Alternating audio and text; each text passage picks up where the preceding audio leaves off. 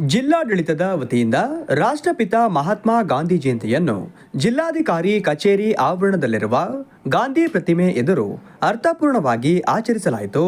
ಜಿಲ್ಲಾ ಉಸ್ತುವಾರಿ ಸಚಿವರು, ಶಾಸಕರು, ಡಿಸಿಎಸ್ಪಿ ಸಿಇಒ ಅವರು ಗಾಂಧಿ ಪ್ರತಿಮೆಗೆ ಪುಷ್ಪ ನಮನ ಸಲ್ಲಿಸುವುದರ ಮೂಲಕ ಗಾಂಧಿ ಜಯಂತಿಗೆ ಚಾಲನೆ ನೀಡಿದರು.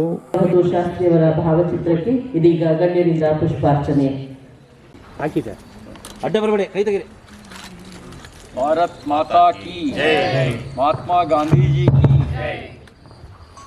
ಶಾಸಕ ಎಚ್.ಡಿ. ತಮ್ಮಯ್ಯ ಅವರು ಮಾತನಾಡಿ, ಯುವಜನರಲ್ಲಿ ಮಹಾತ್ಮ ಗಾಂಧೀಜಿಯವರ ಬದುಕು, ಸ್ವಾತಂತ್ರ್ಯ ಚಳುವಳಿ, ಸರಳತೆ, ಅಹಿಂಸಾ ಮಾರ್ಗ, ಅಸ್ಪೃಶ್ಯತೆ ನಿವಾರಣೆಗಾಗಿ ನಡೆಸಿದ ಪ್ರಯೋಗಗಳು ಎಲ್ಲರಿಗೂ ಮಾರ್ಗದರ್ಶನವಾಗಿದೆ ಎಂದು ಹೇಳಿದರು.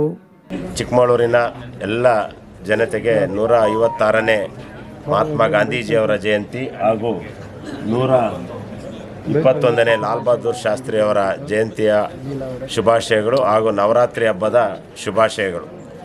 ಬಹುಶಃ ನಾವು ದೇಶ ಕಂಡಂಥ ಮಹಾನ್ ನಾಯಕ ರಾಷ್ಟ್ರಪಿತ ಮಹಾತ್ಮ ಗಾಂಧೀಜಿಯವರು ಏನು 1869ರಲ್ಲಿ ಒಂದು ಗುಜರಾತ್ನ ಪಶ್ಚಿಮ ಭಾಗದಲ್ಲಿ ಜನಿಸಿದಂಥ ಮಹಾತ್ಮ ಗಾಂಧಿ.